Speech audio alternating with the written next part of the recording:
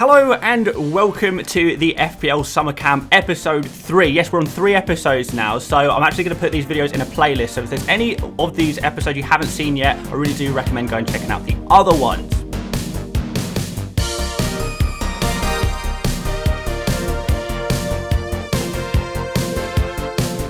Today we are joined by 2 new guests. We are mixing it up. We're getting some different people, and I can say, absolutely, genuinely, from the bottom of my heart, these are 2 of my favourite FPL content creators. I genuinely mean that. We've got FPL Harry in the house. How are you doing, Harry? Very good, thank you. Very hot, but also very good.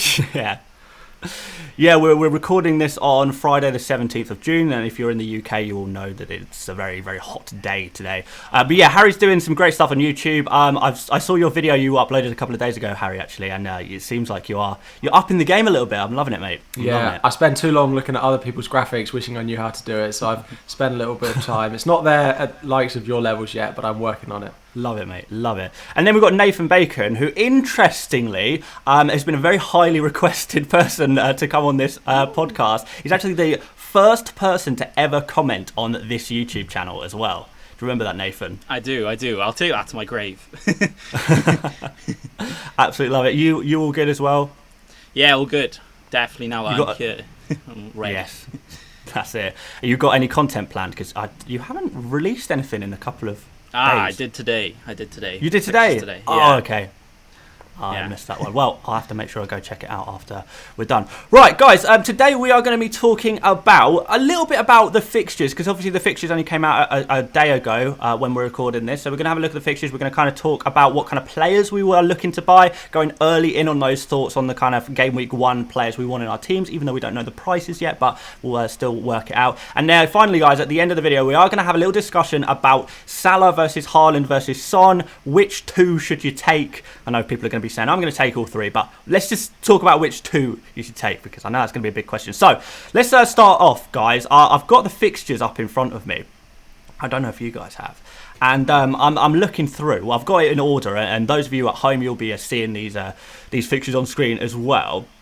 And I've put Arsenal here at the top as the team with the best fixtures, up there with, Chelsea, Liverpool and Man City. Would you agree that those 4 teams are probably the teams with the best fixtures? Yeah, I would say so. Looking at it, Arsenal definitely the one that stand out from the sort of fixture ticker. Very nice home games throughout the first 5 being at home, and then away games against Palace and Bournemouth. The others in there, Liverpool, City, you've spoken about.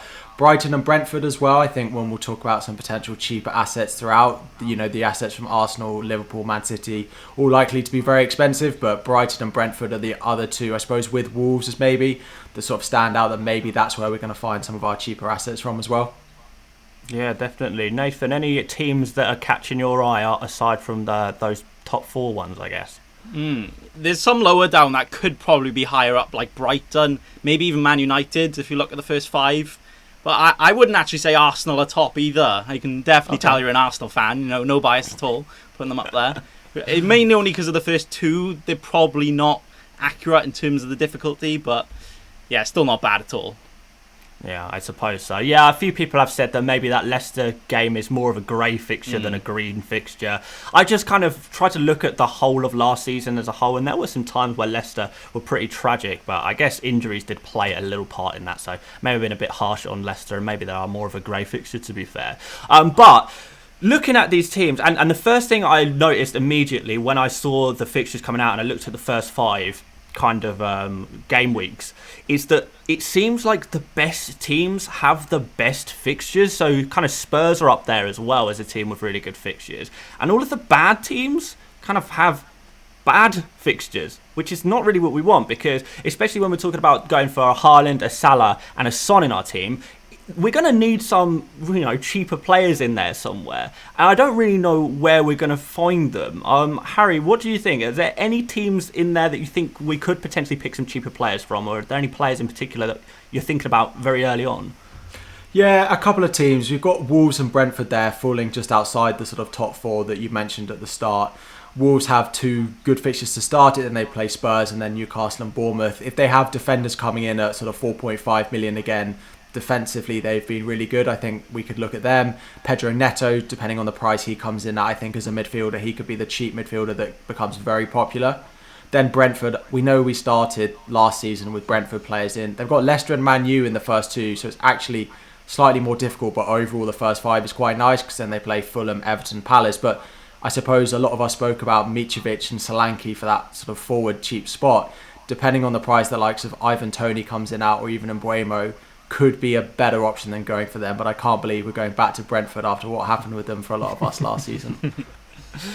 Yeah, definitely. Like, Tony did okay at the end of the season. He came good at the end. So, I don't know. It depends what he's priced at. But you get that suspicion that maybe FPL throw him up at like 7.5 possibly, which is really not going to be good at all. Nathan, have you identified any cheap players that you're thinking about early doors?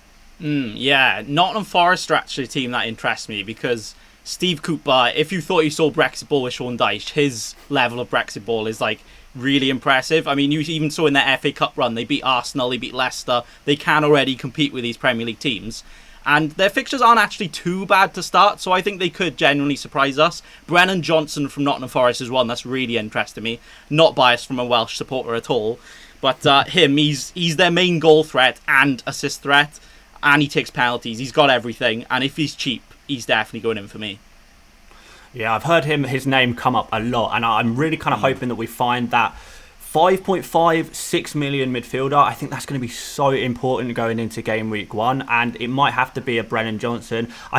Maybe this is Arsenal bias again, but maybe Vieira, if he is priced around 5.5 million, could be an interesting punt to go for, just because they have good fixtures. I don't know. I look at these fixtures and I'm really struggling. Like Nottingham Forest, Newcastle away opening fixture. Do I really want a Nottingham Forest player for that game? The West Ham game, do I want a Nottingham Forest player for that game? I don't know. Harry, would you go on Nottingham Forest or any of the promoted teams actually, given their fixtures? So my girlfriend is a Nottingham Forest fan, so I've got to be very careful how I go and answer this question. She hasn't taken okay. She's not an FPL Mate subscriber, so she won't see it. She hasn't taken lightly to me saying that they're probably the bookies' favourites to go down again. But anyway, I think again it's difficult because their fixtures are okay to start with. Newcastle on the opening day, but you take what Newcastle did in the second half of the season. I think they were third ranked since the sort of turn of the year. This is a difficult fixture, especially going away. They'll want to start the season well. Then West Ham, then away at Everton, and then Tottenham and Man City. It's a pretty difficult run. It's nicer than Fulham and probably nicer than Bournemouth as well. So if I had to go for a new promoted team, I'd probably look at Forest. But I find it difficult with those fixtures. I probably don't expect them to pick up many points in those first five.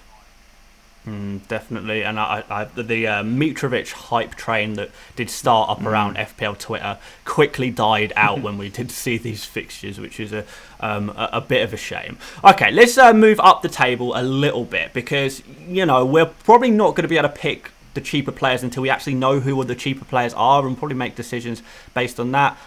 I guess park that for a while. There's a lot of big players that I'm sure will be very keen to get though. So Nathan, from Arsenal, Chelsea, Liverpool, Man City and Spurs, we'll discount Man United for now, just because I think we're all a bit concerned about how they may start out. Who is the essential players from these teams? So you'd obviously go for the likes of Salah, Haaland, De Bruyne. But I think a lot of the players a bit behind, like the Jota, the Diaz's, maybe even the Grealish at Man City could be his breakout season. There's quite a lot of options, and I think if we get a good cheap gem from those top teams like a Jota, or even Nunez if he comes in at a relatively cheap price, they could actually be really good and worth it over the likes of Salah or Haaland. It would be risky to do it, but maybe it could be worth it. Yeah, I just worry that you can't get everyone from these teams because they are going to be quite expensive. Harry, I know you did a video predicting prices a couple of days ago, and you were kind of predicting some of the players from the bigger teams to have huge prices. The question is, how are we going to fit them all in? What do you think? Yeah, game week 1, I tend to say 2 premiums in your starting 11 in terms of attackers, then a couple of defenders potentially. If you're going for 3, I think it kind of ruins your squad structure quite a lot. So that means the likes of you can't have a Liverpool, a Man City and a Tottenham asset, all three of them. So you've got to find one of those three teams that you can find a cheaper alternative for. The one I'm quite interested to see their price of is Kulusevski. Now, again, he's not going to cover Son, he's not going to cover Kane, but is he going to be, I predicted 9 million in my video, and there are a lot of people saying that was too high, which it probably was. So if he's coming in at 8 million, for example, whereas Son is 11.5, 12, for me, that's probably the most reliable big downgrade in cash. The likes of Jota, Diaz, I can see them being 9, sort of 9.5 if we know they're going to start every week. I'm really interested to see the price that Kulusevski comes in. Again, Man City, the only issue with them is, again, we don't know who's going to play every week. There's a lot of talk about whether Haaland is going to come and hit the ground running. Is he going to start every game? Grealish is a good one again. What price is Foden going to come in at? But again, they're just not reliable in terms of starts, in terms of point scoring, that you are able to go without them. They're not essential for me, whereas the likes of Salah is. So I am looking more at potential downgrade in a Spurs team or a Man City team, whereas I can't see myself going without Salah. I'm not even going to worry too much about that debate. I do wonder, you mentioned Kulusevski. Is Kulusevski a better FPL asset than a Saka, given the fixtures? Just because I'm looking at these Spurs fixtures, Chelsea away, Wolves, not a great team if you're an attacker. Well, maybe, typically anyway. West Ham away, not ideal either. Whereas these Arsenal fixtures look pretty good for an attacker. So, I don't know, maybe if Saka is slightly better choice than Kulusevski, especially if he's slightly cheaper.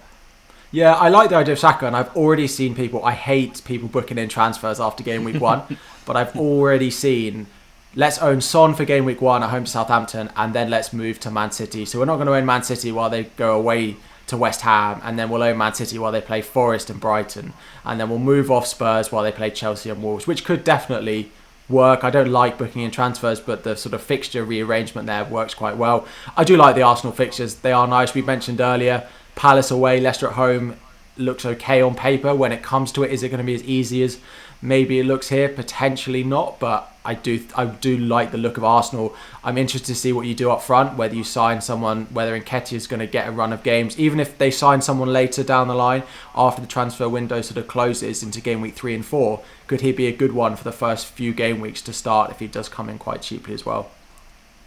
I'm hearing Jesus is reasonably, well, it's progressing. There's bids tabled there, but I do want to kind of take the conversation away from Arsenal a little bit, even though I think they've got the best fixtures. I don't want this to be the Arsenal show, and I'm sure everyone will agree with that one. So Nathan, let's throw this one to you. Mm-hmm. Chelsea, is there anyone from Chelsea that you'd quite like to have in your FPL team in game week 1? Yeah, it's really hard to see with them right now because a lot of their players could go. Like Lukaku might not be there. He might be their main striker all season. And it's quite hard to say. Apart from Mount, I don't think you could probably trust any of them. But with their fixtures, if you do jump on a Mount, I think you'll be quite low owned and definitely be worth it, for that run. But apart from that, I'm not too sure. Even their defenders, because with Rudiger leaving or left and Christensen left as well, I don't think they're going to be that great defensively as well. It's quite hard to see how it's going to go for them. Yeah, it is. I kind of, if Mount is decently priced, I guess he could be okay. Chilwell, I kind of don't mind the idea of if he comes in around 6 million. If we're thinking Trent's going to be 8 million, is it worth actually going for someone like Chilwell instead? Or not necessarily instead of, but maybe instead of a double up in Liverpool defence, or maybe instead of a Cancelo. I don't know. I guess there's options there. So, yeah, Chelsea don't fill me with too much joy. I don't know if you've got anything to add there, Harry. How dare you? As a Chelsea fan, I've got to sit here and back my players a little bit more than FPL. For FPL, no, it's true. Again, attacking-wise, I find it difficult. I think it is Mount. I think, we've got a nice run of fixtures. If Mount hits the ground running, which we know he's capable of, he's not been great for England, but when he plays for Chelsea, he tends to be really involved. Defensively, I like Reece James and I like Chilwell. And as you said, if Trent is coming in at 8, Robertson is a similar price. You've got Cancelo up at 7.5, sort of 8 million as well. Then it makes sense. I think the Chelsea defenders would be slightly cheaper because although there was a lot of explosion from the likes of Reece James and Chilwell at pockets in the season, they were nowhere near as consistent that the likes of the Liverpool and the Man City guys in. So I can see there being a sort of 1.5 million price gap to the likes of Chilwell. And I say it a lot, it's much easier to predict a 6 million, 6 million defender doing well at the start of the season than a 6 million midfielder or forward, which is why I tend to start with a sort of 4 at the back structure early on. And I think, if you look at Chilwell versus a 6 million midfielder or a 6.5 million midfielder, and Chilwell 6 million, to me it's a kind of no-brainer that Chilwell would be the better option out of the two. There might be someone who gets massively underpriced, but generally it's easier to predict those premium defenders than a mid-priced midfielder. That's a really, really good and interesting point, actually. I did know that typically you like to start the seasons with more defenders, but I never really knew that was the reason. So it's good to pick your brain, because obviously you're a very good FPL manager, let's just put it that way, judging by your last couple of seasons. Okay, so what we're really saying is that Arsenal and Chelsea, even though they have the best fixtures, their players are likely to be quite expensive, and also there's actually not a huge amount of players from each of those teams to pick from. I mean, you can imagine Ramsdale's price will go through the roof. Who are you going to pick from the Arsenal defence? I don't really know. Maybe Gabriel, Tierney, I don't know. But Chelsea, I guess Saka, Chilwell, Mount would be the main ones from those two teams, I guess. I don't know if you guys would add anyone. Do you feel strongly about? Nah, just if the Arsenal defence comes in at an okay price, if we get a 5 million for a fullback who's going to start, if Ramsdale comes in at 5 million, potentially I could look at, but it really depends on price for them, and I don't think I'll get the prices that I hope for them. No, I think you're right. I think they're going to bump up Arsenal's prices and make them quite difficult to pick, to be honest. All right. We've spoken a little bit about Liverpool. We've spoken a little bit about Man City. Is there anything else? I mean, Wolves and Brentford look okay, but I like the Wolves and Brentford fixtures for attackers, really. And I don't really know what attackers I'd go for from either of those teams. What about Spurs? Nathan, what do you reckon about Spurs players? Yeah, well, obviously they're making quite a lot of recruits, so they could get in a player we haven't even thought of yet. But I think they're going to become dangerous rotation-wise. I think even Kulusevski might even not be fully nailed, especially when you get later on throughout the season. But at the start, probably okay. If Perisic comes in as a defender, he's definitely going in, but I actually don't think he will. That'll be interesting to see. And then it's just Son O'Kane, really, isn't it? Yeah. Perisic is definitely an interesting one, and I did want to make sure that we did speak about him, to be honest. I think you're right. I don't trust FPL to list him as a defender. He will play as a defender, but I have no faith in the people at FPL Towers to identify that. So that's going to be probably annoying. But yeah, Matt, can you imagine? Would you take him at 6 million in defence, Harry? Yeah.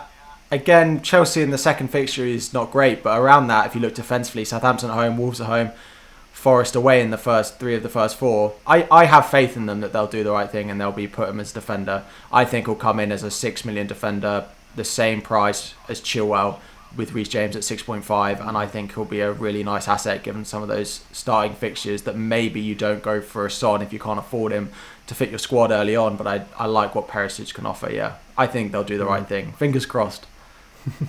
Fingers crossed indeed. I'll tell you what, I'm getting quite excited about the defensive options. So we've got potentially an Arsenal fullback, we've got James, we've got Chilwell, we've got Trent, we've got Robertson, Van Dijk is probably worth a shout in there as well. We've got Cancelo, people will be talking about Laporte and Diaz, no doubt. Cucurella, if he ends up going to Man City, that's going to be another huge player to get. And then we've got Perisic as well. So it's maybe, I mean, can we go 5 at the back? Is that viable, Harry? Definitely. You reckon, Nathan? 5 at the back from the start? I would, yeah, especially with those options. You can trust them long term as well. And, if it doesn't go well, then it's not too bad either. So, yeah. True. Yeah. I mean, it'll be a bold move. Yeah. The only thing is, I like a 5 at the back, but I'm quite a squad structure type of person early on in the season. And, those cheap defenders, those 4.5 defenders that you can have on your bench are really, really good at helping you have that sort of squad depth. That if you're looking at sort of 5 at the back, you're then having those 4.5 midfielders, or you're having to invest a little bit of money to try and upgrade them, or you're having a dead rubber forward up front is the only worry that I have. But again, I think the defenders is where all the value is going to be once again looking at these. Yeah, totally agree. Well, I mean, that's That's interesting. That is interesting. It's exciting. I mean, I'm looking forward to seeing these defender prices, probably more than anything, because I think that's going to define a lot of what we're actually able to do, to be honest. All right, okay. We've spoken a little bit about the fixtures. I'm so hot, and I want to go have a nice pub garden beer. So let's go to the final topic that I want to talk about today, which people have been asking in the comment section, which is, who should you pick out of Salah, Son, Haaland? Let's throw Kane in there for banter. KDB, let's throw him in there as well. There's 5 players there. You're probably only going to be able to pick 2. I want each of you to tell me which 2 you would pick and why you would pick them and not the other 3, starting with Nathan. Okay. I'm, especially for game week 1, I think Salah probably has to be there because he's your best captain shout there, and he is Salah. He's apparently quite good at football. And then the next one's a bit tough. I really like Haaland and I would love to go for it, but I'm not too sure, if he's going to do well straight away. But then Son, I would probably go for Son, but I wonder if Perisic is actually going to affect Son, because Perisic is a player that always up the pitch and he is a goal scorer. Is it going to make more? Is it going to make Son tuck in a bit more? Is he going to play a bit differently? I'm not too sure as well. But I think I'd probably go Salah and Son and then wait on Haaland and then jump on him quickly, especially if he gets goals going. Okay, interesting. I guess if Son is listed as a forward, which is very, very possible, that could be pretty straightforward switch, I suppose. Hopefully, yeah, hopefully. Okay. No love for KDB. I did have him for his 4 goals against Wolves. I'll never forget that. So it's kind of peaked now. No matter what he does, it's not going to be as good as that. But it's downhill from here. From the start of the season, though, because there's not much other competitions going on, De Bruyne probably is the one to get for Man City. But I wonder how the 5 subs will affect that. Will he be one of the first ones to come off? It's hard to tell right now. Yeah, back into last season he was substituted. Was it back end? Well, there was a certain period where he was coming off at 60 minutes every game. It was pretty annoying. All right, Harry, what do you think? Pick 2 out of the 5, the big 5. So it's difficult. There are 2 things. For me, again, Salah's in there, and there's not much of a debate. I'm not going to go for a Man City option with a sort of Spurs option. I don't see myself doing that. Salah is going to be in there.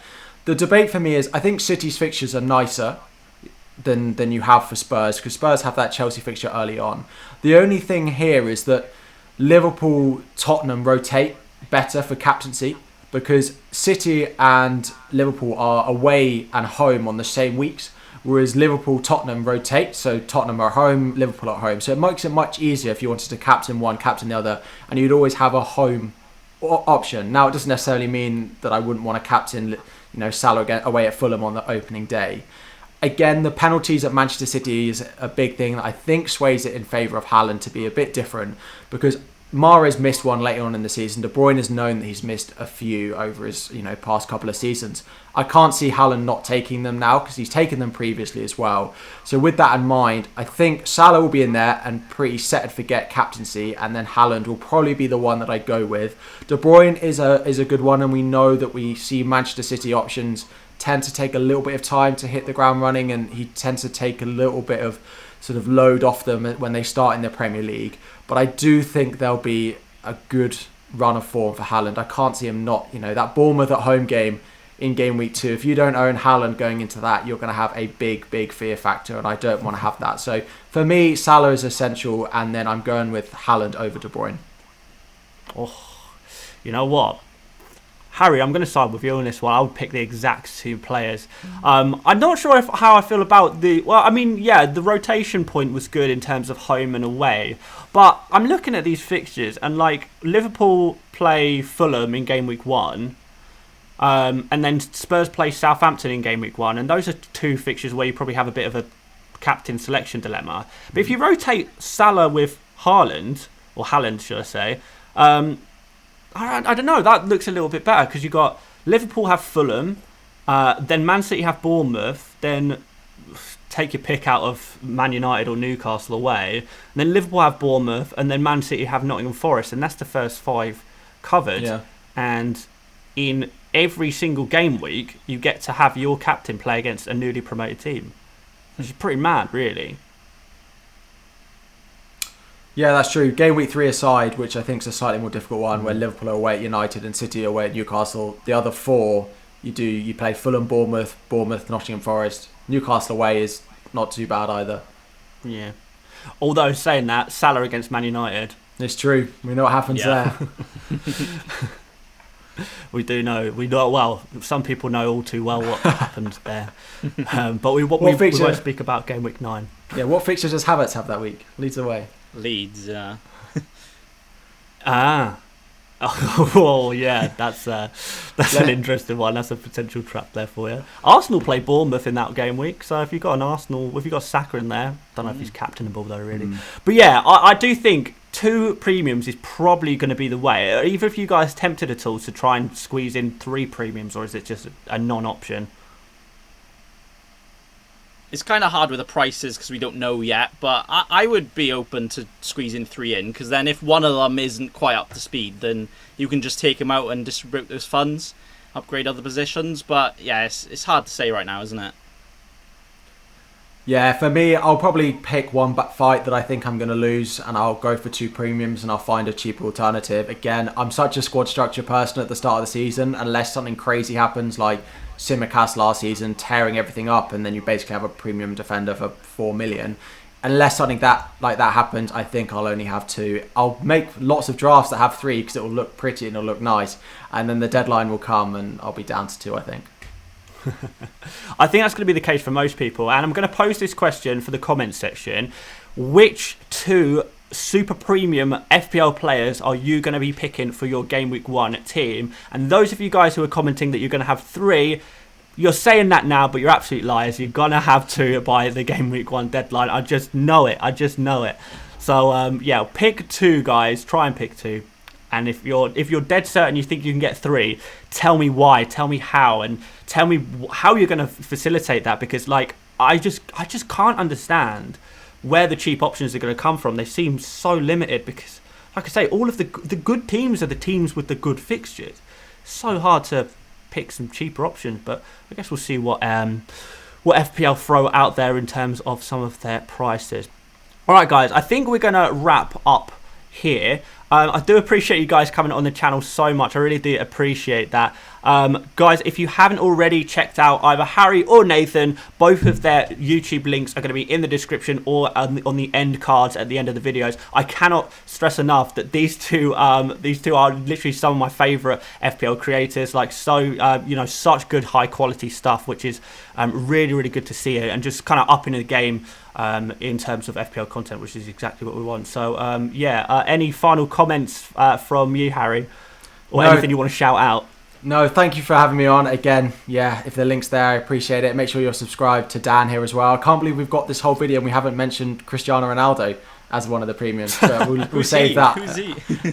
We'll save that for another time. Just a big thank you for having me on. I can't wait for the sort of pre-season and the game to launch and us to get started on those actual prices. Yes, definitely. And yeah, maybe Ronaldo has been slighted this video, but I mean, I'm just really not feeling Man United for the start of the season. I don't know. No. Nathan, any final words of goodbye-ness or wisdom or anything? Yeah, just thanks for having me on, and until next time, hopefully. Yeah. And you uploaded a video today, which is Friday as well. What do you want to tell people about what that was? Well, guess they just have to watch and find out, I guess. All right, well, go click on Nathan's channel and you can find out exactly what he uploaded. I know I'll be doing that as soon as I hit stop on this recording. So there we go, guys. Like I said, there's going to be a playlist now for all of these summer camp videos. We're going to put them all in one place. Make sure you watch them all. We're going to have so many different FPL related guests on, people in the FPL community, other creators. I'm sure Harry and Nathan will be joining us back on the channel within the next couple of weeks as well. But aside from that, guys, make sure you like, make sure you subscribe, and I will see you later, mates. So, bye-bye.